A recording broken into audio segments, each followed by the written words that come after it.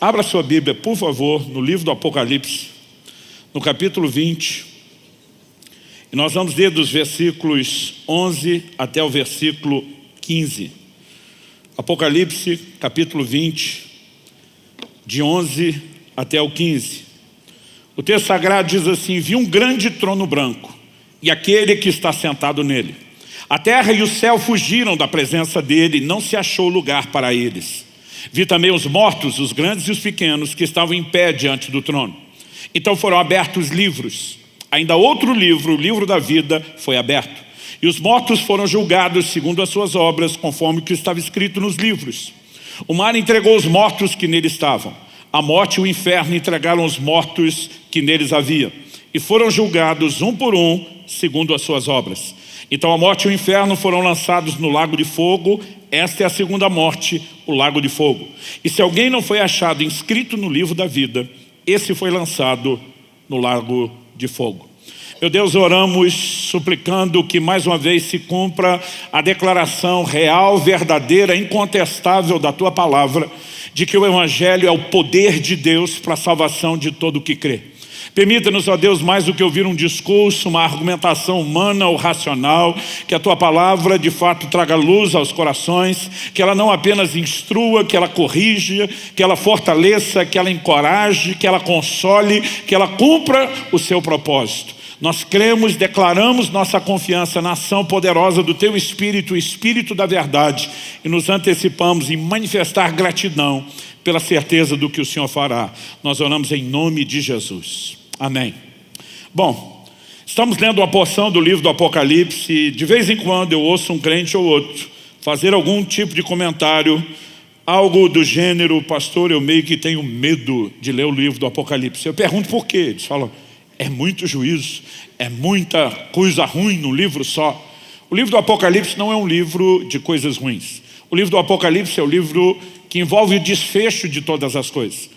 Não apenas o desfecho da obra redentora, mas o desfecho do trato de Deus com a humanidade, o que envolve recompensar justos e injustos.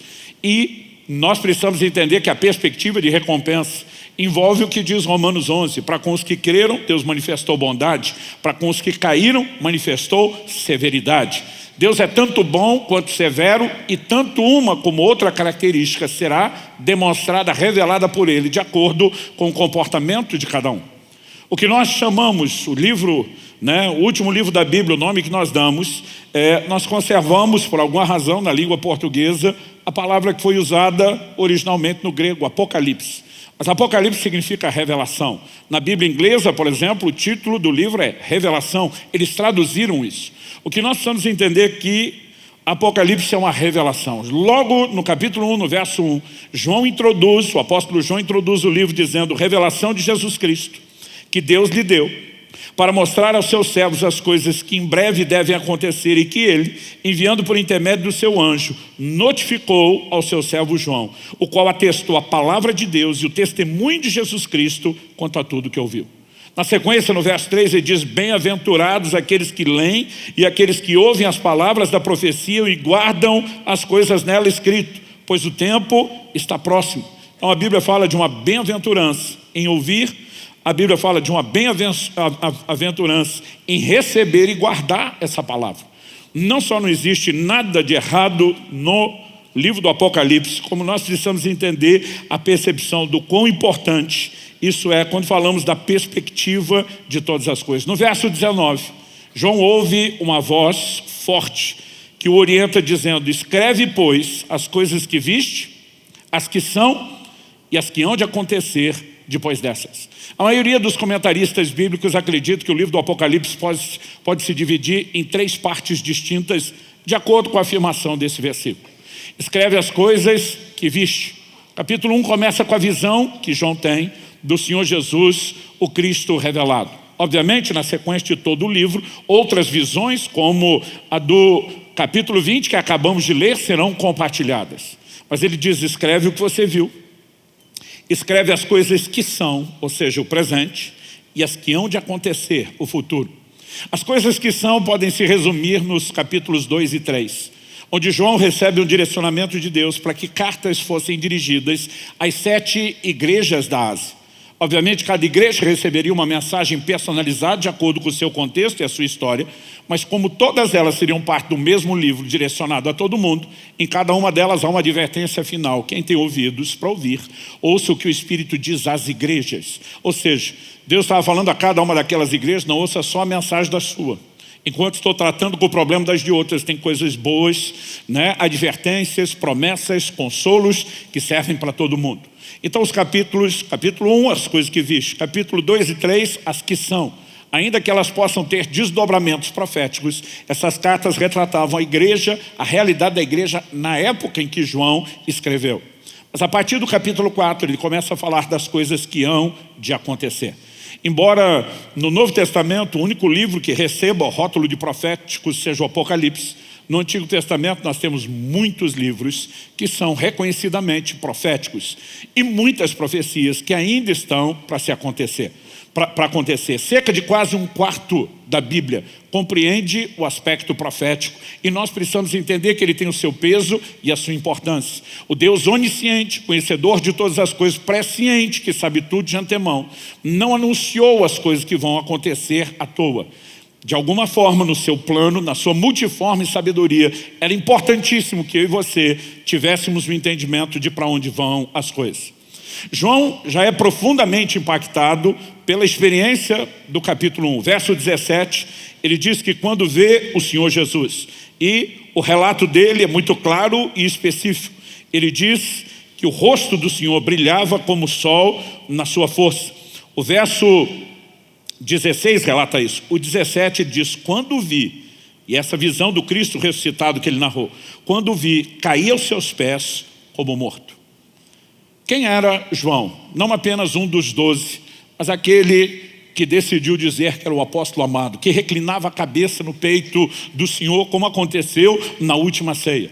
Mas o Cristo que ele está vendo é exatamente o mesmo homem, ou pelo menos na mesma forma, ao lado do qual ele andou por mais de 3 anos. Ele agora é o Cristo que havia morrido, ressuscitado, e na condição de ressuscitado.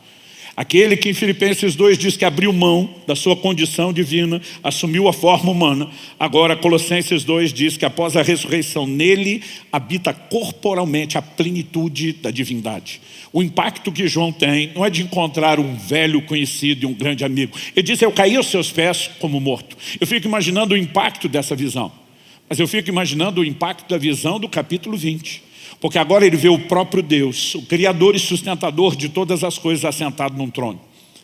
Eu imagino que a visão deve ter sido aterrorizante, porque o texto que nós lemos no verso 11 diz que a terra e o céu fugiram da presença dele e não se acharam lugar para eles.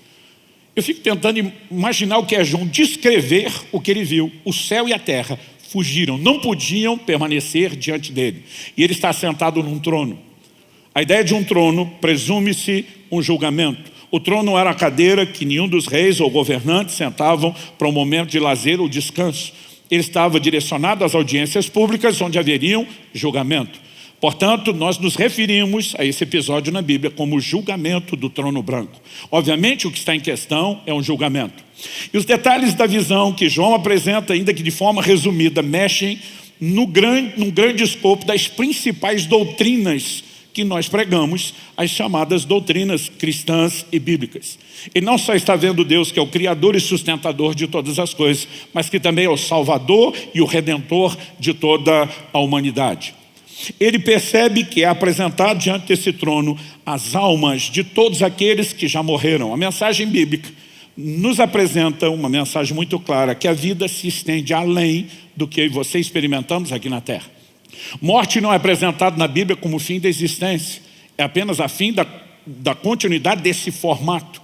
Mas o livro de Hebreus, quando fala dos rudimentos da doutrina de Cristo, aquilo que é básico, fundamental, ele destaca 6 elementos. Ele fala do arrependimento, ele fala da fé em Deus, ele fala da imposição de mãos, né? Ele fala, à medida que ele vai descrevendo, ele chega e descreve os 2 últimos. Ele fala a ressurreição dos mortos e o juízo eterno. Então a mensagem largamente pregada desde os dias do Antigo Testamento e ainda com mais clareza e intensidade no Novo, é que os mortos ressuscitarão. E após a ressurreição haverá o quê? A retribuição. haverá juízo, haverá recompensa e cada um será julgado segundo as suas obras. Ele está assistindo tudo isso diante desse cenário. A Bíblia fala de livros sendo abertos. E, obviamente, a ideia dos livros é apresentar o registro da vida das pessoas diante dos quais eles serão julgados. A Bíblia fala de pessoas cujo nome não estão escritos no livro da vida e que serão lançados no lago de fogo, que é chamado de a segunda morte, traduza-se, leia-se, o inferno. Ou seja, nós estamos apresentando os grandes temas da Bíblia. Ultimamente, isso não é novidade, mas vem ganhando um escopo e uma expressão maior. Vemos cada vez mais pregadores tentando adaptar a mensagem do Evangelho àquilo que eles gostariam que fosse ou que as pessoas querem ouvir. E cada vez mais vemos crescendo o que nós chamamos do universalismo. É uma tendência de negar a existência do inferno e de que no final das contas não haverá perdição, né, para ninguém. A Bíblia é completamente contrária a essa ideia e o pensamento. A Bíblia mostra que os que não estão escritos no livro da vida serão lançados no lago de fogo. Se não há uma perdição, se não há uma condenação eterna, qual o motivo de nós pregarmos alguma salvação? Só pode existir salvação se existe perdição. Se não há perdição, é desnecessário qualquer mensagem de salvação. E eu vejo esses pregadores liberais modernos dizendo, não, eu creio em Jesus, mas não creio no inferno. Eu digo, como é que é? Quem mais falou do inferno na Bíblia foi Jesus. Como que você pode crer em Jesus e não crer no inferno? Foi ele quem mais falou do inferno. Se alguma coisa do que ele falou não é verdade ou não é digna de confiança, descarta o resto. Porque não tem jeito de você ser seletivo. É tudo ou nada. Ou você pega o pacote completo, ou não adianta tentar simplesmente dizer, eu vou tentar usar alguma coisa aqui e vou ignorar a outra parte. Nós precisamos entender que João está assistindo o desfecho de todas as coisas. E aqui nós temos várias, né, desses aspectos doutrinários combinados. Mas eu quero me concentrar na abertura dos livros. Alguém me perguntou um dia, pastor, você acredita que esses livros lá no céu são literais? É o tipo de pergunta que a gente não fazia nem ouvia quando era criança. Porque a gente só conhecia um formato de livro. E quando a gente lia livro, mesmo que os livros da época de João que escreveu fossem diferentes dos de hoje, a gente nem pensava nisso.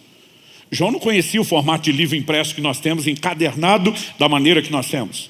Eles usavam rolos, fossem de papiro, o papel da antiguidade, pergaminho, o couro, eles usavam rolos. Se os livros tivessem na época de João o formato que tem hoje impressos, seriam lidos completamente diferente do que eu e você lemos aqui no Ocidente. Lá no Oriente eles lêem de trás para frente. A escrita é completamente diferente. Mas de alguma forma, quando era garoto, eu só imaginava um livro igual ao nosso e nunca questionei isso. Mas por causa dos registros eletrônicos, as pessoas começaram a perguntar mais. Pastor, se a gente aqui na Terra já evoluiu além desse padrão de um livro de papel, será que o registro lá no céu é assim meio obsoleto? Considerando que o céu é uma outra dimensão de um mundo espiritual, não necessariamente tangível e palpável como o nosso, eu acredito que é honesto questionar. Será que os livros são exatamente como pensamos? Ou foi apenas uma forma e uma maneira de comunicar algo que nós entenderíamos? Que haverá um registro? Talvez a gente se surpreenda com uma alta tecnologia de gravação em 3D e descubra que tudo foi filmado de todos os ângulos possíveis e imagináveis. O fato é que há registros e nós seremos julgados de acordo com esses registros. A ideia para mim não é discutir a literalidade dos livros e principalmente um no meio deles que ganha destaque. A Bíblia diz, entre eles, só ele tem nome, só ele é tratado no singular. Os demais são livros no plural.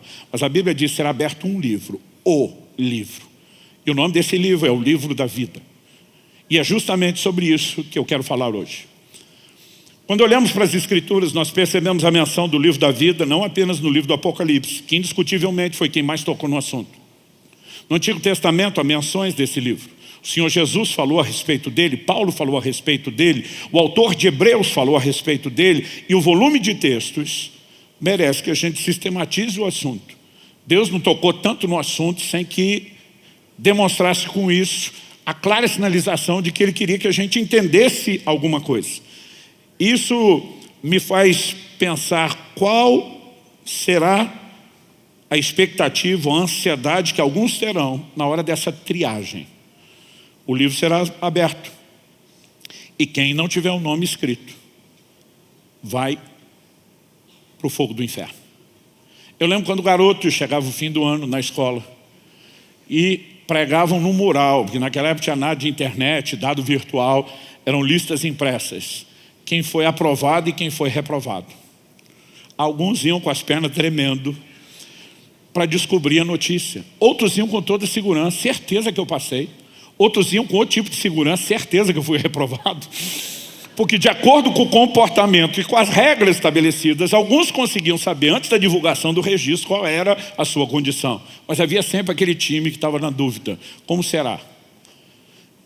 Eu já vi esse tipo de filme quando as listas de vestibulares também eram fixadas da mesma forma e não havia outra maneira de consulta. Aquela ansiedade, passei, não passei. Agora, uma coisa é descobrir se você perdeu ou não um ano letivo. Uma coisa é descobrir se você entrou ou não num curso que queria, talvez para o qual tenha se preparado. O outro é você estar diante da checagem de se você terá vida eterna ou perdição eterna. Então não há como ignorar, e esse é o primeiro ponto que a gente tem que destacar aqui, que ter o nome no livro da vida é um requisito para entrar no céu. O texto diz, todo aquele que não foi achado inscrito, a palavra é grafo, significa escrever, registrar, anotar. Todo aquele que não foi achado, registrado, arrolado nesse livro, foi lançado no lago de fogo. Apocalipse capítulo 21, 27, falando da nova Jerusalém, depois da consumação do juízo do trono branco, os capítulos 21 e 22, os últimos do Apocalipse, vão falar a respeito do estado eterno. E a Bíblia fala dessa cidade, como diz o autor de Hebreus, da qual Deus é o arquiteto. E ele diz em Apocalipse 21, 27, nela, na cidade santa, não entrará nada que seja impuro, nem o que pratica abominação e mentira, mas somente os inscritos no livro da vida do Cordeiro.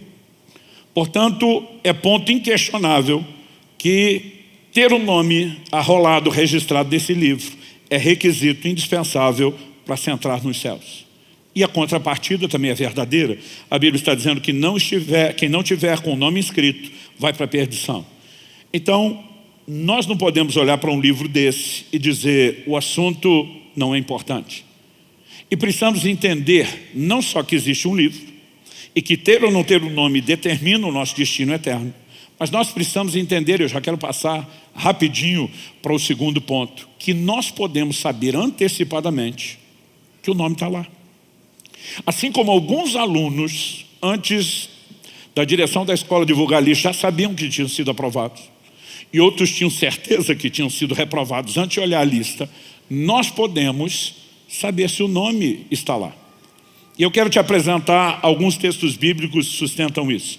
Em Lucas, no capítulo 10, de 17 a 20, palavras do Senhor Jesus, ele diz, além dos 12 discípulos, Jesus envia um grupo de 70 que também cooperava com ele no ministério. Lucas é quem dá mais detalhes sobre isso. Eles são enviados com a missão de pregar o evangelho, curar os enfermos, expulsar demônios. Eles voltam para dar o relatório. O verso 17 diz, então os 70 voltaram cheios de alegria. Observe a expressão cheios de alegria. Dizendo, Senhor, em seu nome os próprios demônios se submetem a nós. Eu fico tentando imaginar o nível de empolgação deles, baseado na minha própria experiência. Aos 15 anos de idade, expulsei o primeiro demônio. O primeiro você nunca esquece. Eu fui introduzido cedo nesse universo da libertação, fazendo evangelismo de rua, não tinha como não ter esse tipo de experiência. E você perceber, lidando com a situação, onde muita gente, alguns homens fortes inclusive, não podem segurar uma pessoa, e você vê o que é a autoridade do nome de Jesus, não tem como não empolgar com isso. Filipenses 2 diz que Deus o exaltou soberanamente e lhe deu um nome que está acima de todo nome, diante do qual se dobram todo o joelho, no céu, na terra, debaixo da terra. A autoridade do nome de Jesus é extraordinária. E quando Jesus os envia a expulsar no seu nome, o que isso significa? Que ele deu uma procuração. Ele disse, vocês vão usar o meu nome, vocês vão me representar. Quando eu e você damos uma palavra de ordem, ordenando a um demônio que deixe alguém, é como se fosse o próprio Jesus falando, e eles têm que obedecer. Eu consigo imaginar o nível de empolgação. E ele forte dizendo, Jesus, a parada foi doida, insana. E eu acho que eles estão um atropelando o outro, querendo contar a experiência, como foi o fight, a briga com os demônios, o reino das trevas. E o texto de Jesus lhes disse, eu via Satanás caindo do céu como um relâmpago. Ele disse, vocês estão entrando na consciência da briga agora. Jesus está dizendo, eu estou de olho nisso faz tempo. E ele afirma, eis que eu dei a vocês autoridade para pisarem cobras e escorpiões e sobre todo o poder do inimigo, e nada, absolutamente, lhes causará dano. Jesus está dizendo, o tempo vai fechar mais ainda, vocês vão conhecer outros níveis de guerra, de batalha, e eu quero que vocês saibam que eu estou do lado de vocês, vocês estão jogando no time vencedor. Mas apesar de empolgá-los um pouco mais para o que ainda virá, o texto claramente nos mostra que Jesus encerra o assunto no verso 20, dizendo, no entanto, alegrem-se, não porque os espíritos se submetem a vocês, e sim, porque o nome de cada um de vocês está registrado no céu. Gente, o que o Senhor Jesus está falando aqui é algo extraordinário. Ele não disse que não podia se alegrar porque os demônios se sujeitam ao nome de Jesus. Ele diz mais do que ver os espíritos se submeterem.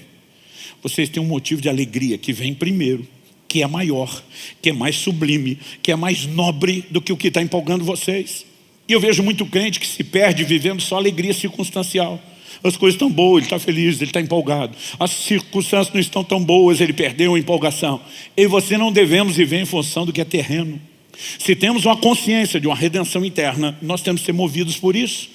É por isso que Paulo diz em Romanos 8,18, as aflições do tempo presente não podem se comparar com a glória que em nós será manifestada. Jesus diz, pode fazer festa com isso, não é errado, mas antes, e mais festa do que isso, alegrem-se porque os nomes de vocês estão arrolados, registrados nos céus. Vocês estão naquele livro, no dia da triagem vocês vão receber informação, estão do lado de dentro. Venha, servo bom e fiel, entra para o gozo do seu Senhor. E ele está dizendo que antecipadamente nós não só podemos saber disso, como celebrar. Paulo em Filipenses, no capítulo 4, no verso 3, ele diz o seguinte, é o capítulo final da epístola, ele já está naquela rota de encerramento, de tornar a mensagem pessoal. Ele diz, peço também a você, fiel companheiro de jugo, que auxilie essas mulheres, pois juntas se esforçaram comigo no Evangelho, juntamente com Clemente e com os demais cooperadores meus. Apesar de mencionar o nome de alguns, ele para em Clemente.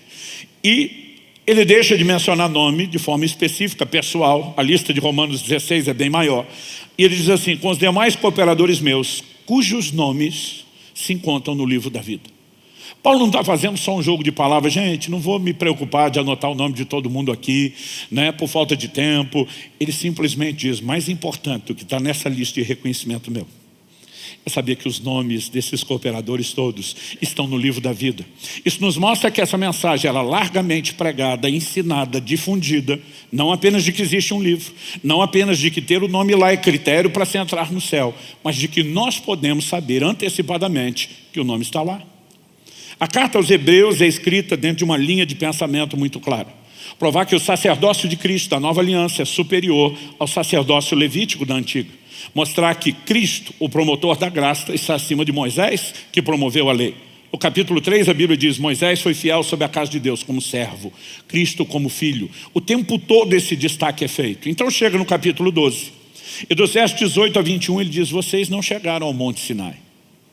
Toda a ilustração que ele dá, ele diz, não tem chegado ao monte em trevas, né, ao som de relâmpagos. Ele está descrevendo o que você encontra na manifestação de Deus no Monte Sinai para aquela geração que saiu do Egito e está caminhando rumo à terra prometida. Ele diz no verso 22, em tom de comparação, pelo contrário, vocês chegaram ao Monte Sião, uma linguagem usada no Novo Testamento para descrever a igreja, a cidade do Deus vivo, a Jerusalém celestial, a milhares de anjos. Vocês chegaram à assembleia festiva, essa deve ser uma das características do povo de Deus. Não apenas nos reunimos numa assembleia, mas é festiva. A igreja dos primogênitos arrolados nos céus. Ele continua e diz, vocês chegaram a Deus, o juiz de todos, aos espíritos dos justos aperfeiçoados, a Jesus, o mediador da nova aliança, ao sangue da aspersão, que fala melhor do que o sangue de Abel. No meio de toda essa lista de adjetivos para exaltar que o que experimentamos agora em Cristo é superior do que aquilo que eles tinham durante a lei de Moisés no Antigo Testamento, ele usa a expressão de que nós somos a igreja dos primogênitos arrolados no céu. A palavra traduzida aqui, arrolados, que significa ser acrescido ou colocado no rol, no registro, ela é apógrafo. Todos os outros textos que nós lemos até agora, que fala do nome escrito, registrado no céu, grafo. No grego, grafo significa escrever, anotar, registrar. Apógrafo é apenas uma extensão que garante o quê? Um registro, uma transcrição, assentar em um registro ou arquivo.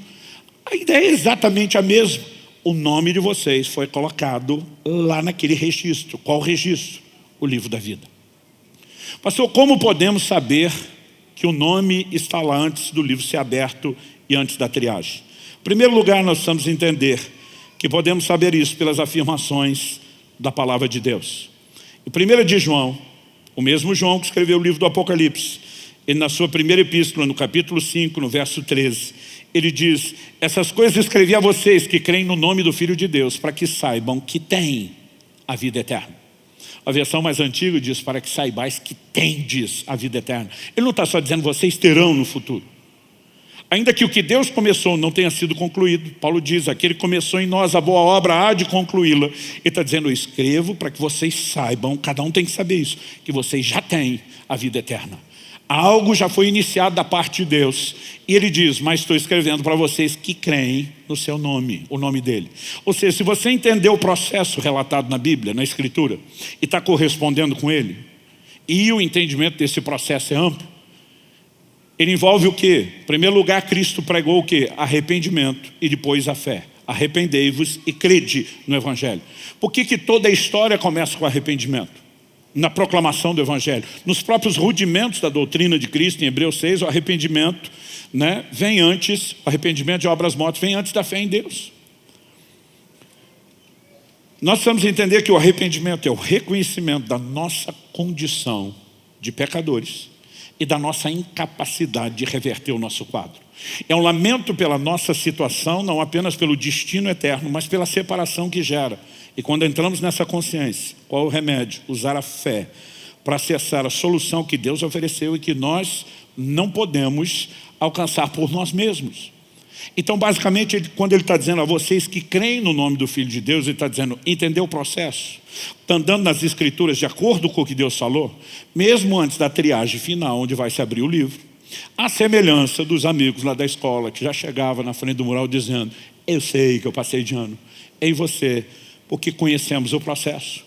Alguns sabiam, eu não faltei o suficiente para bombar em nenhuma matéria.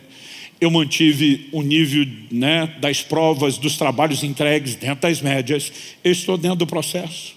Eu não preciso ter uma surpresa com a revelação de se eu fui ou não aprovado, porque eu conheço o processo e me adequei a ele.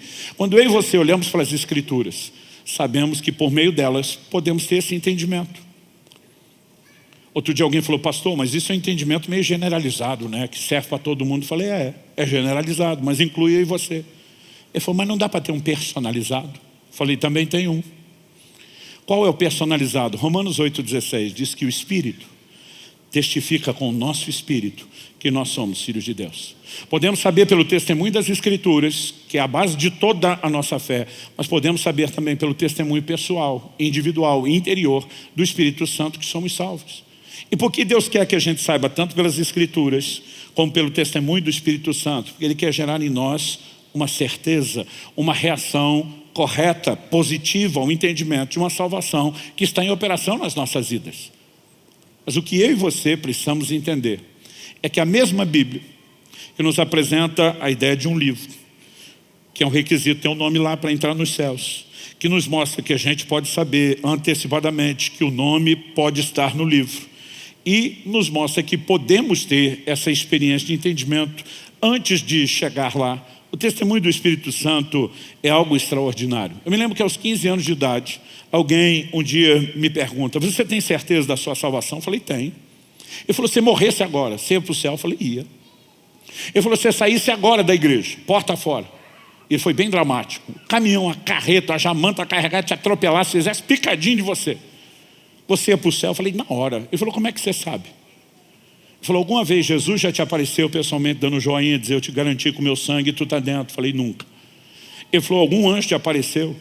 Postou uma cópia autenticada do livro da vida, diz: o número de protocolo tal, apresenta na entrada. Eu falei: também não. Ele falou: você pelo menos já viu o céu para onde vai? Eu falei: também nunca. Ele falou: você nunca viu nada? Eu falei: nada. Ele falou: mas ouviu alguma coisa? Eu falei: tipo o quê? Não sei, uma voz de trombeta anunciando seu nome, dizendo que você está rolado nos céus. Eu falei: também não. Ele falou: você nunca ouviu coisa nenhuma? Eu falei: não vi, não ouvi. Ele olhou para mim e falou: então como é que você sabe que é salvo? E a minha resposta, na simplicidade dos meus 15 anos, foi: eu sei, porque sei, porque sei. E se hoje eu voltasse lá, eu diria, como é que eu sei? Não sei, só sei que eu sei. Porque eu sabia que eu sabia que eu sabia. Eu só não sabia como é que eu sabia. Mas que eu sabia, eu sabia.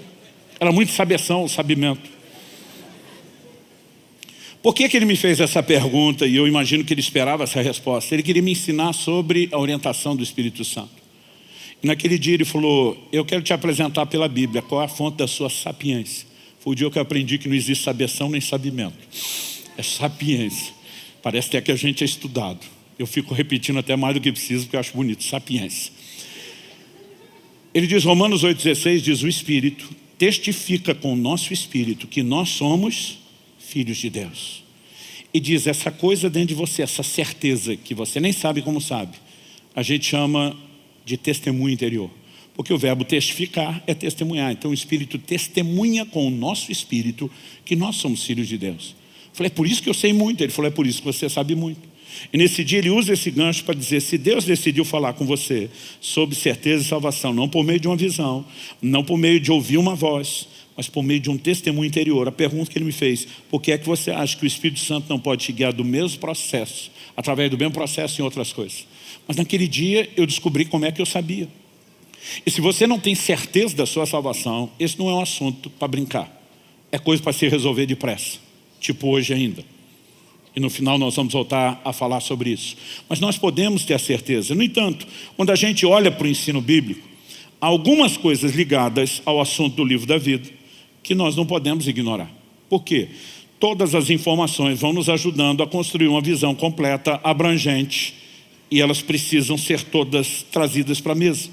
Em Apocalipse, no capítulo 3, nos versículos 4 e 5, palavras do Senhor Jesus, dirigidas ao anjo da igreja de Sardes, ou a igreja de Sardes, uma das 7 igrejas da Ásia, que nós temos o registro no Apocalipse, o próprio Jesus falando. Nós lemos o seguinte, versos 4 e 5 de Apocalipse 3. Mas você tem aí em Sardes umas poucas pessoas, detalhe para poucas pessoas. Nós sabemos qual era o tamanho da igreja, mas o grupo que Jesus vai se referir agora é um grupo pequeno. Você tem aí em Sardes umas poucas pessoas que não contaminaram as suas vestes. Ele diz, elas andarão comigo, vestidas de branco, pois são dignas. Umas poucas pessoas, significa que a maioria já tinha esculhambado a forma como estava vivendo a vida cristã. Mas ele diz, tem um grupo, tem uma resistência aí dentro. Tem um time que está jogando direitinho. Ele diz, são dignas e vão andar comigo vestidas de branco. E a ideia do vestido de branco não é uma seleção de cor, é justamente comunicar a ideia de pureza. Então ele entra e diz no verso 5, o que é a forma como terminam todas as 7 cartas às igrejas da Ásia. O vencedor. Algumas dizem, ao que vencer. E aí ele sempre oferece uma recompensa àqueles que se posicionam com fidelidade, né? Andam de acordo com o processo estabelecido. Ele diz, o vencedor será assim vestido de branco. Mas ele emenda, e de modo nenhum apagarei o seu nome do livro da vida. Pelo contrário, confessarei o seu nome diante de meu Pai e diante dos seus anjos. Quando Jesus faz essa promessa de o que vencer será vestido de branco, ele não está falando para todo mundo. Ele está dizendo quem se conservar dentro do processo, quem se posicionar com fidelidade, quem não se dobrar no meio do caminho, quem não abortar o processo vai ser honrado. Como vai ser honrado? Ele diz, primeiro vão andar comigo vestido de branco. Segundo, ou pulando o segundo direto para o terceiro, ele diz, eu vou confessar o seu nome diante de meu Pai. Jesus não está falando isso a primeira vez. Em Mateus capítulo 10, se não me engano, versos 28 e 29, nós temos o registro desse ensino público de Jesus. Ele diz, todo aquele que me confessar diante dos homens, eu também o confessarei diante do meu Pai e dos anjos que estão nos céus. Mas ele diz, todo aquele que me negar diante dos homens, eu também o negarei diante do meu Pai e dos anjos que estão nos céus. O Senhor está dizendo, sua decisão, seu comportamento e atitude será espelhada lá no céu. Se você me confessa, eu também te confesso. Se você me nega, eu te nego. Isso tem feito com que muitos imaginem, e eu durante muito tempo, parte desse time, que confessar Jesus era só aquele momento inicial da confissão. Porque muitas vezes eu vi os pregadores chamando as pessoas para o apelo, dizendo, tem que vir, tem que ser em público. Porque Jesus disse, me confessar, eu pensava, é só ali. Nesse momento nós estamos fazendo uma confissão pública, sim, mas não é única. O batismo nas águas, que virá na sequência, é um testemunho público da nossa fé. Jesus está dizendo que a forma como eles viviam a vida cristã era uma confissão. Ele está dizendo, baseado nesse estilo de vida, eu te confesso ou não diante do Pai. Então, dentro dessa ideia, o que vencer será vestido de vestes brancas. Vou confessar o seu nome. São recompensas que ele está prometendo. Ele diz no meio, e de modo nenhum apagarei o seu nome do livro da vida. Nós já sabemos que existe um livro, que ter o nome escrito no livro é requisito para entrar no céu, significa que em algum momento o nome é escrito. Mas agora Jesus está falando, eu garanto que se você for fiel, eu não apago. Então é possível que o nome entre no livro, mas é possível que depois de entrar, o nome seja tirado do livro. Interessante essa ideia de apagar, porque hoje em dia a gente pensa em apagar meio como um formato de deletar arquivo eletrônico. E na verdade, quando Jesus está falando a respeito disso, nós precisamos pensar com a mentalidade da época. Bom, bem depois daquela época, quando eu ainda era garoto, criança, estudando na escola, eu lembro que a gente normalmente escrevia com lápis no caderno de papel, porque se errasse, podia apagar com a borracha. Eu lembro da época revolucionária em que apareceu uma caneta que podia ser apagada. Significava que se errasse não precisava de rasura, de muita lambança, dava para resolver o assunto. Mas a maior parte das canetas não eram dessa forma. Eu lembro da época que quando a gente escrevia a caneta e de repente errava algo, percebia que comeu bola, anotou algo totalmente errado. Você tinha algumas formas, ou você só rasurava aquilo, ou quem era mais dedicado, caprichado, estatisticamente as mulheres ganhavam dos homens nesse aspecto. A gente fazia o uso de uma coisa chamada corretivo. Quem tem pelo menos a minha idade lembra disso. O que era o corretivo? Errorex. A gente pegava aquele negocinho que era uma espécie de tinta branca de secagem rápida e pintava em cima do que escreveu, a tinta secava, escondia o que estava escrito embaixo, ainda dá para escrever de novo por cima. Essa palavra que Jesus usa, apagarei o seu nome do livro da vida, no original grego exaleipo, ela significa ungir ou limpar várias partes, lambuzar porque envolvia espalhar óleo, cobrir com visgo, era usado para isso, mas também era usado para a ideia de limpar esfregando, usando alguma coisa que ajudasse a remover o que estava embaixo. Como os registros eram feitos em papiro, pergaminho ou tabuleta, não se apagava simplesmente esfregando. Imagina-se aqui a ideia, né? E o sentido de apagar, de remover o que está escrito é aplicado para essa palavra, de que ele simplesmente está passando alguma coisa em cima, o errorex da época, o corretor, o corretivo da época, para que você simplesmente encubra aquele nome, para que não tenha mais a capacidade de reconhecê-lo. E no dia da triagem, alguém vai dizer, esse nome não está aqui. Se um dia teve, já está coberto. Onde eu quero chegar com isso? Uma pergunta que frequentemente me fazem. Pastor, o senhor acredita em perda de salvação? Eu digo, se apagar o nome não significa perda de salvação, me explica o que é que isso significa. Porque ninguém entra no céu se o nome não está lá. E ele diz, se você é um vencedor, eu não apago. Presume-se o quê? Que quem não é o vencedor vai ter o nome apagado. Que recompensa seria essa? Ele prometeu, olha, eu não vou apagar, se é impossível apagar. Então ele não está prometendo recompensa nenhuma. Ou ele não está dando nada absolutamente diferente do outro crente que não foi o vencedor e que viveu de forma esculhambada. Agora, se existe o risco de apagar, significa que a garantia de entrada, nós não estamos falando do nome não ter sido escrito. Nós estamos falando do nome que foi escrito ser apagado. Porque nós temos grupos que têm ideias e entendimentos teológicos diferentes. Eu lido com pessoas extraordinárias, homens, mulheres de Deus, que abençoam, enriquecem a minha vida, e que em alguns aspectos pensam diferente. E a gente consegue transitar, ter comunhão, liberdade no meio dessas diferenças. Eu gosto muito de uma frase, ela foi muito usada pelos morávios, mas quem popularizou ela foi John Wesley. Às vezes até atribuem a John Wesley, mas ela é dos morávios. Ele dizia, nas coisas essenciais, nós temos que ter unidade. Não dá para ter relacionamento com quem, naquilo que é básico, não crê nas mesmas coisas. Se alguém está pregando uma salvação que não é pelo meio do sacrifício expiatório de Cristo, não dá para ter comunhão. É uma ordenança da própria Escritura. O apóstolo João escreve, diz: se alguém vem ter convosco e não traz a doutrina de Cristo, não saudais, nem tampouco recebais em casa. Agora, eles diziam nas coisas essenciais, unidade. Eles destacavam nas coisas secundárias, tolerância. Existe diversidade de pensamentos em detalhes que muitas vezes não estão comprometendo a doutrina principal. Então a gente tem a tolerância. E eles terminavam dizendo: em tudo, o amor. Então, obviamente, eu tenho contato com pessoas que creem de forma diferente. Tem pessoas que são convidadas para ministrar na nossa igreja e que em alguns assuntos secundários a gente pensa diferente. Às vezes não se fala no assunto, às vezes se conversa antes. Há um protocolo que a liberdade permite. Às vezes, quando eu estou trazendo alguém, quando alguém está me chamando, vamos evitar essa área de discussão, e a gente diz: legal. Durante muito tempo que o nosso ministério acaba tocando não só a igreja local, às vezes nós temos mais gente assistindo, né, as ministrações pela internet do que nós temos de público aqui, apesar de ter um bom público nos cultos de domingo. Isso muitas vezes me faz, às vezes, evitar alguns assuntos. Mas em nome da ética, de não querer ser desrespeitoso com quem crê diferente, às vezes eu percebo que o nosso povo está ouvindo pela internet os assuntos secundários dos quais a gente diverge e não está ouvindo dentro de casa aquilo que a gente acredita. Então, talvez vocês tenham percebido que nos últimos anos sempre existe um pouquinho mais de doutrina e de dose teológica no meio do assunto, das pregações. De vez em quando um sai e fala: pastor, muito legal esse negócio, quando eu entender acho que vai ser bem legal.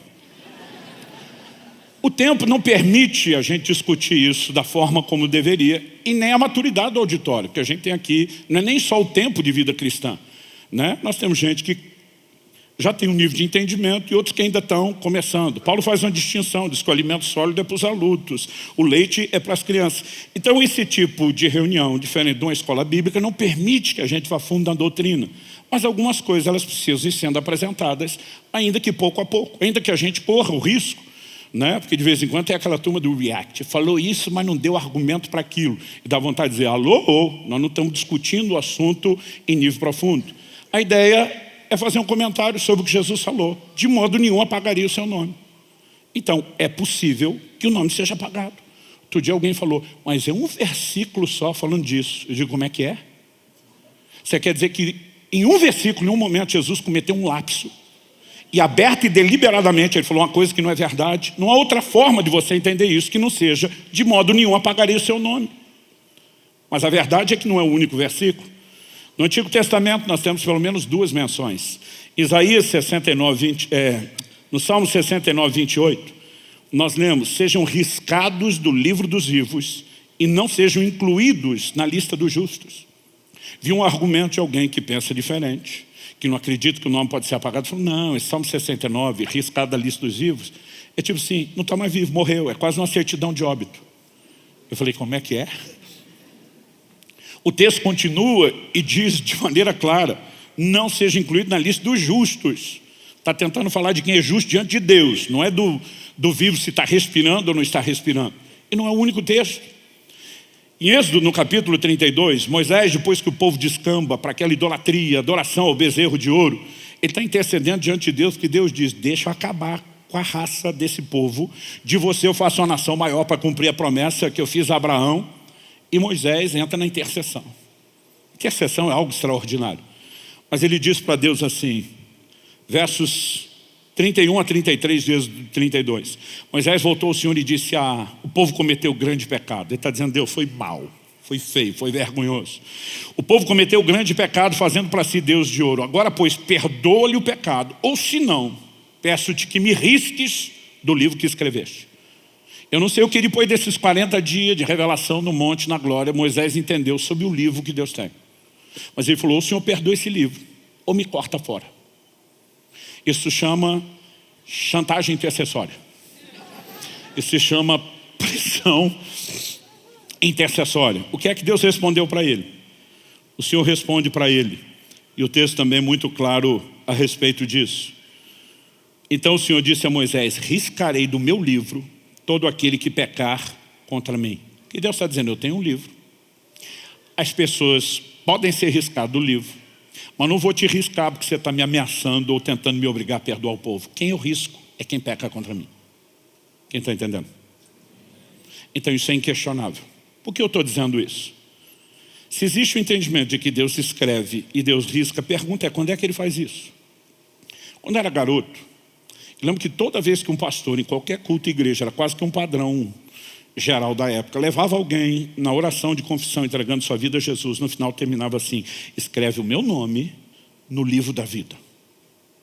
E no final ele dizia: gente, agora nós vamos fazer festa, porque mais pessoas foram arroladas no livro da vida. Eu lembro que foi o primeiro lugar na vida que eu ouvi a expressão arrolada. E a gente fazia festa, porque tinha acabado de ser escrito, supostamente, o nome de alguém. Então a gente imaginava, converteu, escreveu. Mas depois Jesus diz: eu vou riscar. A gente pensava, esculhambou, desviou, riscou fora. Reconciliou, escreve de novo. Chutou o balde de novo, risca mais uma vez. Voltou, aleluia, escreve de novo. Porque a gente imagina um Deus reativo, imediatista, fazendo tudo de acordo com os meus e os seus movimentos. Aqui nós precisamos entender algo maior. Não dá para falar de soterologia, que é a doutrina de salvação, que a gente discute na teologia, sem reconhecer um dos atributos que a Bíblia enfatiza promovendo a grandeza de Deus. Que não é só a onisciência. Oni significa todo, ciência, conhecimento. Deus é conhecedor de todas as coisas. Mas a Bíblia também enfatiza a presciência de Deus. Sua capacidade de conhecer todas as coisas antecipadamente. Por que eu estou introduzindo o assunto aqui? Não dá para a gente discutir salvação sem mexer nesse assunto. Porque quando eu falo sobre ter gente que o nome foi riscado, isso vai de encontro com a pregação de outros grupos que pensam um pouquinho diferente da gente em detalhes secundários. Porque Apocalipse capítulo 13, verso 8, fala de uma imagem da besta e diz assim: adorá-la-ão todos os que habitam sobre a terra, cujos nomes não foram escritos no livro da vida do Cordeiro que foi morto desde a fundação do mundo. O texto aqui não está falando de gente riscada, está falando de gente que não foi escrito. Aí alguns pulam a parte do que foi riscado para não discutir isso, e pega só esse. E diz: tem gente que está escrito, não está escrito. E o está escrito, não está escrito começou antes da fundação do mundo. Ou seja, não tem nada a ver com a escolha de vocês. Esses grupos, entre esses grupos, há aqueles que nós chamamos dos pré-deterministas. Eles acreditam que Deus predeterminou antecipadamente todas as coisas. Fala de um predeterminismo fatalista, absoluto, inflexível. Eles acreditam e pregam predestinação. Um dia desse alguém falou: pastor, se eu creio em predestinação? Eu falei: claro que eu creio. O termo é bíblico, não dá para dizer, alguém dizer que crê na Bíblia, não crê em predestinação, não crê na Bíblia. O ponto é o que se entende pela definição de predestinação e não se ela existe. Para essas pessoas, predestinação é Deus escolhendo um grupo para ser salvo, são chamados de eleitos, e um grupo para perdição, são chamados de os réprobos. E eles acreditam que está tudo decidido, estabelecido, de acordo com o que Deus quis. O homem não escolhe absolutamente nada, ele simplesmente assiste o curso das coisas. E para eles, Deus é soberano, se ele não deixa o homem escolher e escolhe tudo sozinho. É o conceito desse grupo, e não quero falar disso com desdém. Eu não creio nisso. Para mim, o livre-arbítrio é uma ênfase em toda a Escritura. Não é um texto, não é outro, ao longo de toda a Escritura. Em Deuteronômio, no capítulo 30, por exemplo, dos versos 15 a 19, Deus diz: eu ponho diante de vocês a vida e a morte, a bênção e a maldição. Deus diz: escolhe vida. O que ele está dizendo? Você tem duas opções. A escolha é sua. A boa escolha te leva à vida e à bênção. A má escolha te leva à morte e à maldição. Eu te deixo escolher, mas não posso não tentar te influenciar com o que é bom. Então Deus dá o conselho: hashtag escolhe vida. Vá para o lado certo. Paulo diz que ele pregava para persuadir os homens. O que significa persuadir? Mudar ideia, mudar opinião, levar alguém a tomar outra decisão. Se o evangelho não tem o poder de persuasão, porque ninguém decide nada, qual a necessidade de pregá-lo? Então ele diz: não, é porque é assim que Deus chama os eleitos. Mas já é eleito, se eu não pregar, ele chama do mesmo jeito. Eu não tenho responsabilidade nenhuma no processo. Nós não estamos interferindo em absolutamente nada. E quando eu olho para a Escritura, eu digo: eu acho difícil, por diversos motivos, de manter essa ideia e o pensamento. Mas para esse grupo, sempre essa ideia de pessoas que o nome não estão escritos no livro da vida do Cordeiro, tem dado munição para muita discussão. Outro dia um falou para mim: pastor, será que esse texto não está assim meio traduzido errado, fora do contexto? Eu falei: pula para Apocalipse 17:8. De Apocalipse 13:8 para 17:8. O texto termina dizendo assim: aqueles que habitam sobre a terra, cujos nomes não foram escritos no livro da vida desde a fundação do mundo. Nós temos um segundo texto relacionado ao livro da vida e está falando isso. Por que eu estou mexendo no assunto? Eu, particularmente, vou tentar te ajudar a entender onde estamos levando e tentando montar o quebra-cabeça. A versão que eu estou usando e utilizando aqui, ela simplesmente, a Nova Almeida, apresenta, assim como várias traduções modernas, elas apresentam a tradução como não foram escritos. Quando você lê isso, diz nunca esteve lá. E nós estamos trabalhando a ideia de que o nome esteve lá, pode ser riscado. Todo mundo está acompanhando isso? Então vamos lá. O que você tem no original grego é não grafo. A grafia, a anotação, o registro não está lá. O texto não está dizendo que nunca foi escrito. Está dizendo que o registro não está presente. Ou seja, algo que foi escrito pode ter sido removido e a ausência de registro vai continuar lá. Não porque Deus nunca quis colocar. Eu não creio que Deus escreve o nome no livro da vida na hora que alguém se converte. Eu creio que o nome de todo mundo, isso agora é uma convicção pessoal, não vou botar como doutrina. Eu creio que o nome de todo mundo foi colocado no livro da vida antes de todas as coisas. Todos os que já morreram, os que estão vivos, que ainda vão nascer e existir, Deus botou todo mundo nesse livro. 1 Timóteo capítulo 2, verso 4 diz que Deus deseja que todos se salvem. Quem que Deus quer que se salve? Todos. Se ele tem réprobos pré-determinados desde a eternidade para a perdição, ele não pode dizer que quer que todos se salvem. Ele pode dizer que quer que muitos se salvem, mas não que todos. E ao longo de toda a Escritura, a ideia do todos vai sendo repetida. Aí alguns grupos que creem nessa predestinação para salvação e perdição, eles têm um malabarismo para interpretar o todos. Estava lendo o escrito de um pregador antigo, famoso, já falecido. Explico isso, porque sempre tem um perguntando de quem que você está falando. Eu estava lendo esse material, camarada abençoadíssimo como pregador, mas nesse detalhe ele cria nessa forma. Ele fazia um malabarismo exegético para tentar explicar que todos não é todos. Eu ficava dizendo, peraí, ele quer dizer que todos não significa todos no final das contas? E a volta era isso, toda Jerusalém saiu ouvir Jesus. Quer dizer que foi todo mundo? Não necessariamente, pode ser que signifique só a maioria, relativizando todo. Ele está fazendo isso para tentar explicar o Deus deseja que todos se salvem, porque ele não crê que Deus quer que todo mundo se salve. Aí a minha pergunta é, mas quando a Bíblia diz que todos pecaram e destituídos estão da glória de Deus, aí não é todos, não, aí é todos, esse grupo diz. Eu digo, peraí, quando interessa para vocês o todo é todo, e quando não convém o todo não é mais todo. E praticamente o jogo é assim. Por quê? Eles têm uma lente teológica, e eles vão ler a Bíblia dizendo, tem que encaixar na lente que me colocaram e tem que ser do jeito que me ensinaram. Eu simplesmente não consigo sustentar isso. Por quê? Porque quando você vai estudar doutrina de salvação, a Bíblia fala de predestinação, fala de eleição, fala. Me deixa só ler 2 versículos, porque a gente não tem tempo e já tem que encerrar isso. Mas um de cada. Romanos 8, 29 diz, pois aqueles que Deus de antemão conheceu, Ele também predestinou para serem conformes à imagem de seu Filho. Considerando que predestinar é destinar de antemão, eles trabalham essa ideia de predeterminismo. 1 de Pedro, capítulo 1, verso 2, diz, eleitos segundo a presciência de Deus Pai e santificação do Espírito, para obediência e aspersão do sangue de Jesus. As expressões predestinado e eleito são praticamente sinônimos. O que esses 2 textos têm em comum? Não é apenas a ideia que eles divulgam, alguém foi predestinado, determinado por Deus, alguém foi eleito, escolhido por Deus. O que os 2 textos têm em comum é algo mais do que isso. Aos que dantes conheceu, a palavra no grego, prognóstico, capacidade ou prognose de conhecer antecipadamente, aos que dantes conheceu, predestinou. A predestinação vem atrelada à presciência de Deus. Aí você vai ler a eleição de Pedro, eleitos segundo a presciência de Deus, o pré-conhecimento. Então, o que nós entendemos? Não é que Deus não deu ao homem o direito de escolha. O homem recebeu de Deus o direito de escolha, o livre-arbítrio, a responsabilidade humana, para mim, indiscutível na Escritura. Mas nós tomamos essas decisões onde? Na linha do tempo, na linha cronológica. E Deus não está preso na linha do tempo como eu e você estamos. Eu e você conhecemos o passado, ou pelo menos podemos conhecer, algumas coisas presenciamos, ou outros que testemunham nos informam. Podemos ter informação do presente, mas ninguém conhece o dia de amanhã.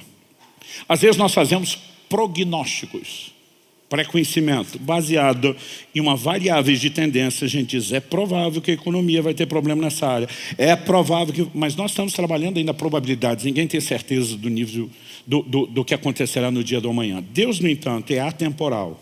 Ele está fora da linha do tempo, Ele é o criador do tempo, Ele é maior do que o tempo, Ele é o único ser que conhece todas as coisas, inclusive aquelas que para nós, presos na linha cronológica, ainda vão acontecer. É por isso que o enorme conteúdo das Escrituras é profético. E nós não temos apenas profecias em relação ao futuro, muitas delas já, e quando eu digo muita, é muita mesmo, já aconteceram e se cumpriram ao longo do tempo de forma precisa. Porque nós temos um Deus que não é só conhecedor de tudo, Ele é presciente, Ele conhece de antemão. Quando a Bíblia diz que Ele predestinou, a Bíblia diz aos que dantes conheceu, predestinou. Quando diz que Ele elegeu, Ele fez isso de acordo com a presciência. O que é que isso significa?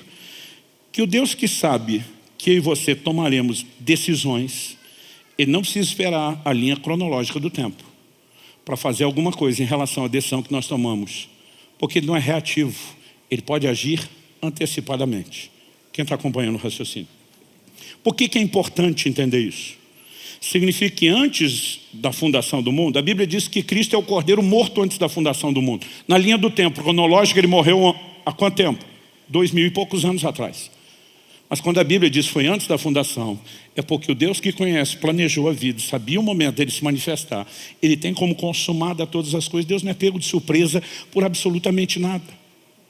Paulo, na linha do tempo, tem um momento onde Cristo aparece para ele e pergunta, por que você me persegue? Não está rolando um clima de amizade. Paulo é inimigo, está trabalhando contra. Mas quando ele vai testemunhar a sua conversão, ele diz aos Gálatas, Ele me separou desde o ventre da minha mãe. Mas tu estava perseguindo, mas já era separado. Os pré-deterministas dizem que ele converteu porque foi separado. Aqueles que nós trabalhamos com presciência dizemos, o Deus que sabia que ele decidiria, se antecipa a decisão, dizendo, eu tenho planos para você desde já, que se manifestarão a partir do momento da sua decisão. É apenas uma questão de definição. Predestinação, eleição estão lá. Nós trabalhamos isso do ponto de vista da presciência. Se você levar isso em conta, onde é que os nomes são escritos no livro da vida? Antes da fundação do mundo. Onde é que são removidos do livro da vida? Ainda que sejam baseados no que a pessoa fará, eles podem ser feitos, removidos antes da fundação do mundo. Quando a Bíblia fala de um nome que não está mais grafo desde lá, não significa que isso anule a declaração de um nome que foi apagado. Porque eu estou trabalhando isso em inúmeros textos bíblicos. Fala de uma pessoa que viveu uma experiência inegável com Cristo, ultrapassa uma linha sem volta, e eu não consigo, sob hipótese nenhuma, admitir a ideia de uma salvação que não se compromete. Por quê? O processo ainda não foi concluído. Paulo fala a respeito de naufragar na fé. O que é naufragar na fé? A fé é o que nos salva. Nós somos salvos pela graça mediante a fé. Então a ideia do naufrágio é você entra num navio atracado num porto. Vai fazer uma viagem que quando completada você desce no destino em segurança. Houve um naufrágio, o que aconteceu? A jornada de fé não terminou. Você não chegou onde deveria e afundou e pereceu no meio do caminho. Se isso não significa, junto com apagar o nome, comprometer o processo, o que é que significa? Alguns dizem, pastor, o senhor está pregando dúvida. Não, estou pregando certezas. De que a obra que Deus começou, eu e você precisamos honrá-la. Jesus fala de gente que é digna quando anda com ele vestida de branco. Paulo diz em Filipenses 1:27, vivei de modo digno do Evangelho de Cristo. Eu também não estou falando de boas obras nem de merecimento. Nenhum de nós pode ser o vencedor sozinho. Jesus diz em João 15:5, sem mim nada podeis fazer. A única forma de eu e você terminarmos essa história como vencedores é usando os recursos dele. Mas Deus nos responsabilizará por ter ou não usado os recursos dele. Quem está entendendo? Há um livro da vida. Ter ou não seu nome registrado lá, decide se eu e você vamos entrar. Se o nome permanece escrito ou foi apagado. E quando foi, não é o mais importante. O que nós precisamos entender é o que pode levar a isso. Jesus não está dizendo, eu apaguei seu nome e por isso você não é vencedor. Ele está dizendo, se você vence, você garante que o seu nome não é apagado. Então há uma ordem estabelecida. Quando falamos do Evangelho nesses termos, faz sentido pregar a perseverança dos santos, que é uma linguagem bíblica. Eu e você fomos chamados para andar na fé que começamos, a crescer e desenvolver o processo de salvação e santificação, a aperfeiçoar a santidade. E tudo isso faz sentido quando entendemos responsabilidade. O que eu quero que você entenda com clareza é não só que existe o livro, mas como seus atos determinam a sua permanência. O nome não é arriscado só porque alguém não aceitou Jesus. Estava provisionado para a salvação, porque é o que Deus queria para todo mundo. Eu e você precisamos entender, alguém que se desviou, não se reconciliou, não se consertou, permanecendo em deliberada rebeldia, pode comprometer o processo. Quando Jesus fala alguns que não contaminaram as vestes, do que ele está falando? O livro do Apocalipse fala várias vezes de lavar as vestes no sangue do Cordeiro. Apocalipse 22, verso 12. Quem que entra na cidade? Os que lavam suas vestes no sangue do Cordeiro. Se não houver essa limpeza, não entra. Só quando ele fala de alguém que contaminou a veste, está falando do cara que não tinha mais a veste suja, já tinha lavado, e agora que estava limpo, sujou de novo. Sabe que todo esse banho e faxina que ele fez na minha e na sua vida era para a gente esculhambar tudo e voltar a sujeira de novo? 2 de Pedro, capítulo 2, e aqui eu encerro. Nos diz a partir do verso 20, de pessoas que tiveram o conhecimento da verdade. Não são gente ignorante, não são gente que não entende o processo de Deus, mas ele fala ali no capítulo 2 de 2 Pedro, a partir do verso 20, o seguinte: portanto, se depois de terem escapado das contaminações do mundo, mediante o conhecimento do Senhor e Salvador Jesus Cristo. Como é que você escapa da contaminação? Tem que ter passado pelo banho. Se deixam enredar de novo, porque eram enredados antes, e são vencidos, em vez de serem vencedores, o seu último estado se tornou pior do que o primeiro. Pois teria sido melhor que eles nunca tivessem conhecido o caminho da justiça, do que após conhecê-lo, voltar atrás e se afastar do santo mandamento que lhes havia sido dado. Para voltar atrás, tem que ter dado o passo à frente.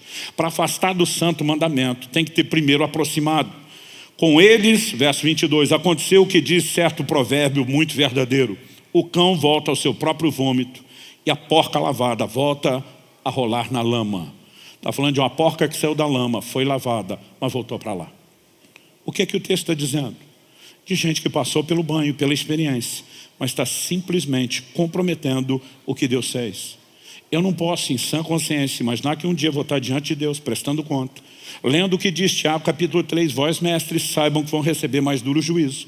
E Deus me perguntar, por que é que você deixou aquele povo acreditar que podia sujar as vestes que eu limpei, sem nunca adverti-los? Quando Ele adverte a sua igreja da forma contrária. O que você precisa entender é que a mensagem do livro da vida é uma mensagem sobre certeza. Não só sobre certeza e salvação, que eu e você podemos saber antecipadamente que o nome está lá. Não só de certeza que podemos saber que porque nos conduzimos de acordo com o processo, podemos chegar que nem aqueles alunos antes de ler no mural. Certeza que eu passei de ano. Porque você sabe que se comportou adequadamente. Mas é um livro de certeza sobre um Deus que é justo, sobre um Deus que vai julgar aqueles que merecem ser julgados. É um livro de certeza de que se eu e você brincarmos com o processo, não vamos chegar que nem aqueles outros tipos de alunos. Certeza que deu ruim, que eu reprovei. Tudo o que a mensagem do livro comunica são certezas. Mas não é a certeza ilusória de que você faz o que quer, vive como quer, brinca com o pecado e que no final dá tudo certo. Essa mensagem, ela não tem lugar nas Escrituras, não cabe na sã doutrina, não cabe no Evangelho verdadeiro. Qual é o chamado? A perseverança. Nós vamos continuar cooperando com Deus, nós vamos andar de forma digna do Evangelho, não podemos fazer isso sozinhos, vamos usar os recursos dele, porque ainda que os recursos não sejam nossos, a responsabilidade é nossa. Quem está entendendo, diga amém. Então vamos ficar em pé para parecer que está acabando.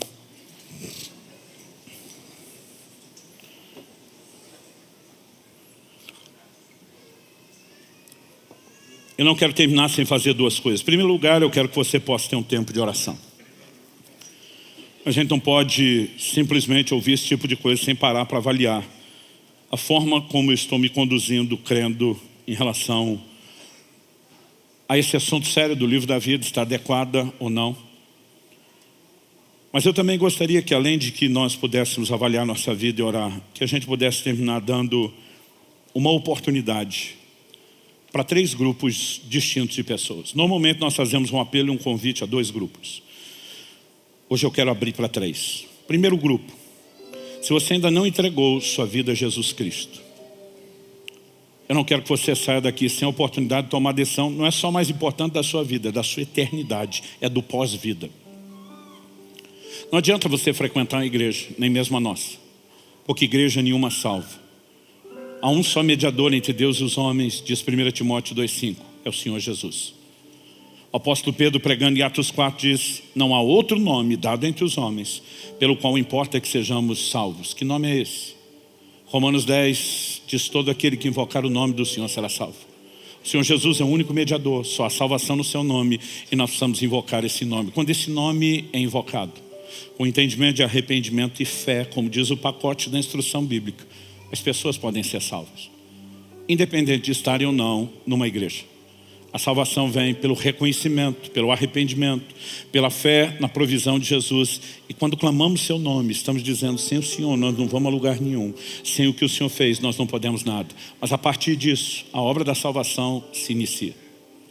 E se você, não importa se você está aqui pela primeira vez, ou já frequenta a casa há um tempo, já esteve em outros cultos, se você não teve esse posicionamento: eu vou confessar Jesus diante dos homens, porque eu quero que Ele me confesse diante de Deus. Se você não deu o start oficial, você precisa disso.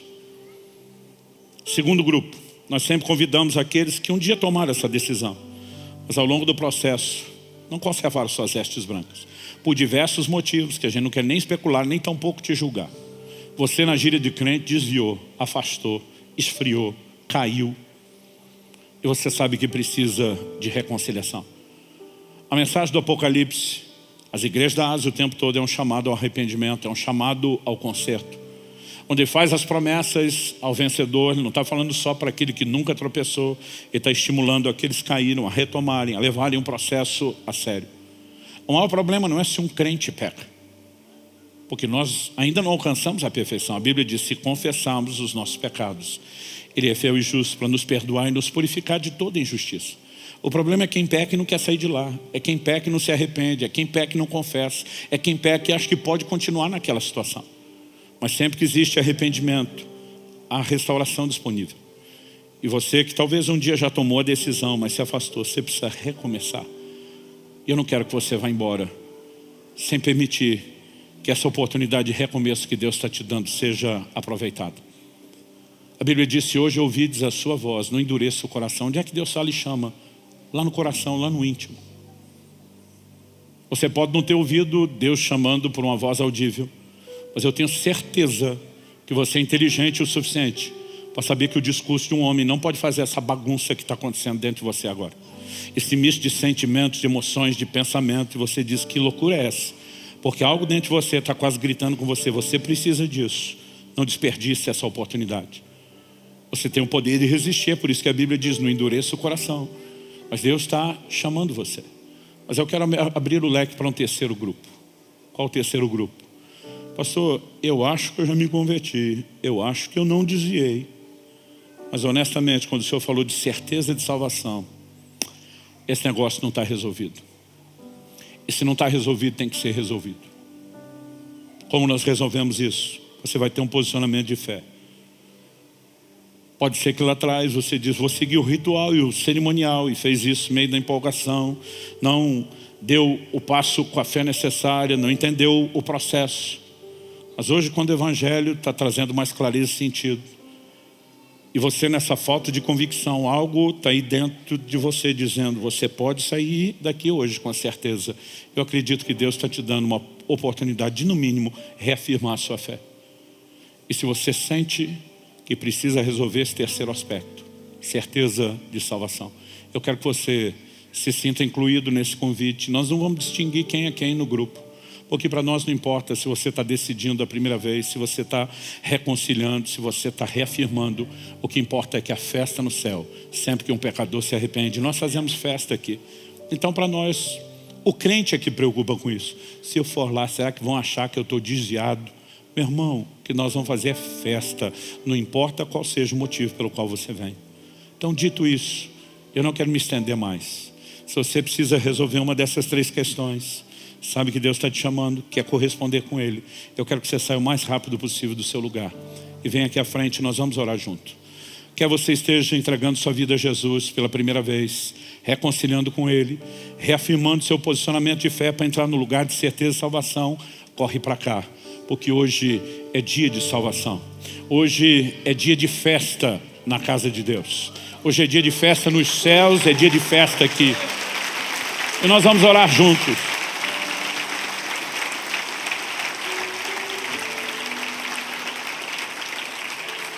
Às vezes alguns relatos, pastor, eu estou aqui no misto, eu não consigo achar que eu estou tão nesse estado, mas algo dentro de mim está quase me empurrando. Obedece, não tenta entender. Simplesmente atenda o chamado. Se você sente que algo que até sua mente que está tentando lutar contra, tentando explicar, algo está insistindo para que você venha, pode ter certeza, Deus tem um propósito nisso. Talvez vai trabalhar uma outra questão além das 3 que nós mencionamos. E o mais importante, não é entender o que está acontecendo ou qual é a sua qualificação no apelo. É que você possa caminhar com a certeza, o meu nome está nesse livro. E o dia final da triagem só vai confirmar uma certeza que eu cultivei antes. Por meio de Jesus Cristo, da sua maravilhosa graça, eu abracei a salvação que Deus oferece. Essa é a mensagem do Evangelho. Nós podemos falar de muitas outras coisas que giram em torno disso, mas esse é o cerne de toda a mensagem que cremos e pregamos. É por causa disso que nos reunimos, para que a gente cresça nessa fé que temos abraçado, para que a gente continue o processo. Então eu quero que todos vocês vieram à frente, possam fazer uma oração comigo. Aqui eles vão fazer pela primeira vez, às vezes não se sentem tão confortáveis de fazer sozinho, ainda que possam fazer. A Bíblia diz o que invocar o nome de Jesus vai ser salvo. Já vi gente salva que não sabia nem orar, só ficava chorando, gritando, Jesus, Jesus, eu preciso de você. Aqueles que estão se reconciliando ou reafirmando, talvez digam, não, eu já sei como fazer isso. Mas para ajudar aqueles que nunca fizeram, eu quero fazer uma oração. E se você entende que depois de eu fazer, você pode repetir isso e dizer, eu vou fazer disso a minha confissão, porque você está me ouvindo primeiro e dizendo, é nisso que eu acredito, é isso que eu posso declarar. Então eu vou pedir que vocês que vieram à frente repitam isso em voz alta. Porque em voz alta, Jesus falou de confessá-lo. Confessar é reconhecer um fato. Uma confissão não precisa ser negativa, ela pode ser positiva, mas é o reconhecimento de algo. E ela envolve uma declaração verbal. Então, por gentileza, cada um de vocês que veio à frente, diga comigo, Senhor Jesus, eu reconheço a minha condição de pecador e a minha incapacidade de mudar essa condição por mim mesmo. Mas eu reconheço em Ti, Jesus, o Salvador. E hoje eu me arrependo dos meus pecados e pela fé eu me aproprio da Tua salvação, daquilo que o Senhor fez por mim, em meu lugar. Eu invoco o Teu nome, Jesus, e toda a salvação que há nesse nome. E eu declaro que a partir de hoje é um novo começo. Eu declaro pela fé que estou salvo. Renuncio todo o envolvimento com o pecado e o reino das trevas. E eu declaro que hoje me submeto à Tua autoridade, Jesus, ao Teu governo, ao Teu senhorio. Eu declaro que a partir de hoje minha vida Te pertence e eu vou andar nos Teus caminhos. Eu declaro isso no nome de Jesus. Eu quero fazer uma oração por você que já fez a sua. Espírito Santo de Deus, envolve o coração e a vida de cada um deles agora. Eu oro que muito mais do que uma experiência emocional, muito mais do que apenas um momento de questionamento, argumentação mental, haja o selo sobrenatural, a manifestação do Teu poder, porque isso é o Evangelho, o poder de Deus para a salvação de todo o que crê. Nós oramos que a mão do Senhor se estenda, nós oramos que a graça do Senhor os envolva de uma forma especial, na autoridade do nome de Jesus Cristo. Eu declaro quebrado toda forma de cadeias e amarras espirituais. Declaramos essas vidas hoje libertas pelo nome e o sangue de Jesus Cristo. Declaramos se tornem verdadeiras nas suas vidas hoje as palavras de nosso Senhor Jesus: perdoados são os seus pecados. Falamos não apenas recomeço, mas os abençoamos para essa caminhada. Oramos que o Teu Espírito não apenas os guarde, mas os conduza, e declaramos em nome de Jesus uma caminhada ao seu lado, abençoada com os recursos do céu, em nome de Jesus e para a glória de Deus. Se você crê e concorde, diga amém. Quero que cada um de vocês dê ao Senhor um forte aplauso pela decisão de cada um deles.